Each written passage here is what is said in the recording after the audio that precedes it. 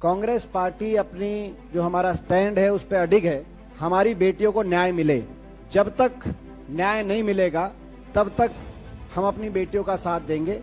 दुर्भाग्य की बात है कि सरकार द्वारा हमारी बेटियों के प्रति जो सौतेला व्यवहार किया जा रहा है उसके भी कई आयाम स्थापित किए जा रहे हैं। पहला उदाहरण होगा जब बेटियां सामने आई, 7 बेटियां, उनके कहने से एफआईआर दर्ज नहीं करी दिल्ली पुलिस ने और सुप्रीम कोर्ट जाना पड़ा एफआईआर दर्ज कराने। मैं आपसे पूछना चाहता हूं, कल को ये आपकी बहन बेटी पे ऐसा हो जाए तो क्या है, अगर बीजेपी का कोई सांसद है तो एफआईआर दर्ज नहीं करेगी पुलिस? आपको सुप्रीम कोर्ट तक लड़ाई लड़नी पड़ेगी। ये तो इंटरनेशनल लेवल की रेसलर्स थी। अगर कोई आम साधारण बेटी, आपकी बहन बेटी, उनके साथ कोई गलत कर दे बीजेपी का कोई सांसद, उनकी कहाँ सुनवाई होगी? उसके बाद सुप्रीम कोर्ट ने एफआईआर दर्ज कराई। उसके बाद अब 5 महीने हो गए, सुप्रीम कोर्ट की एफआईआर को भी 1.5 महीना हो गया। सरकार ने, दिल्ली पुलिस ने जो अरेस्ट की कार्रवाई डालनी चाहिए वो नहीं डाली गई। मैं पूछना चाहता हूँ सवाल कि क्या ये पहला उदाहरण नहीं कि इस तरह की एफआईआर पे अरेस्ट ना हुई हो? अगर आप पहला ऐसा उदाहरण सेट कर देंगे तो देश में इसका उदाहरण देकर कितने लोग अरेस्ट से बचेंगे?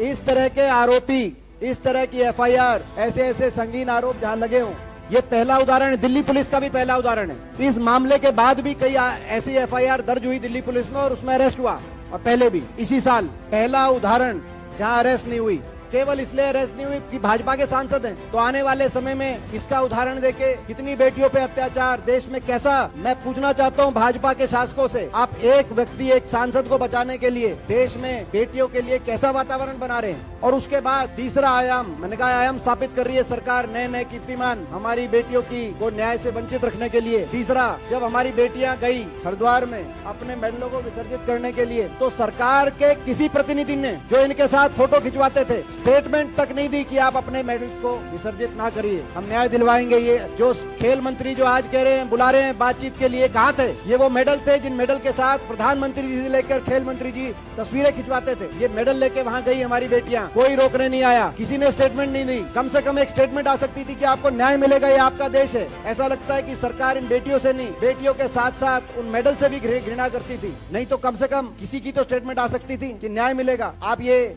इस तरह का दुखदायी कदम आप मत उठाइए, मगर नहीं, किसी ने नहीं कहा।